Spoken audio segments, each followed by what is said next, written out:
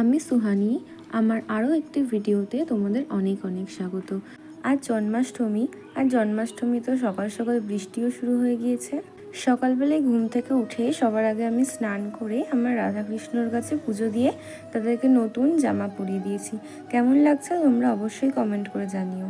তারপর নিচে গিয়ে দেখি এখানে সবাই, আমার দিদা, ঠাম্মা, মা, বড় মা সবাই মিলে এখানে বসে পড়েছে রান্নার উপকরণ নিয়ে।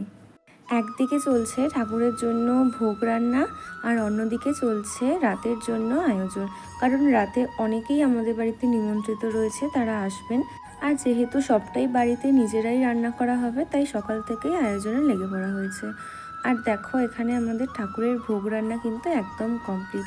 কী কী রয়েছে তোমরা এখানে দেখতেই পাচ্ছ। এবারে সমস্তটা সুন্দর করে ঠাকুরকে সাজিয়ে ভোগ নিবেদন করার পালা। যেহেতু আমাদের ঘরের মধ্যেই ঠাকুর আছে, মানে সিংহাসন রয়েছে আমার ঠাম্মির ঘরে, তাই আমাদের আলাদা কোনো ঠাকুর ঘর না থাকায় জায়গাটা একটু তুলনামূলক ছোটই হয়ে গিয়েছে। এখন ভোগ দেওয়ার পর আমার ঠাম্মি এখানে আরতি করছে, আর বাকি দুই দিদা মিলে এখানে কিছুক্ষণ ধরে নাম সংকীর্তন করছিলেন। পুজো শেষ হওয়ার পর আমরা দুপুরে বসে পড়েছি খাওয়া দাওয়া করতে। যা রান্না হয়েছিল তাই আমরা এখন ভোগ হিসাবে খেয়ে নেব।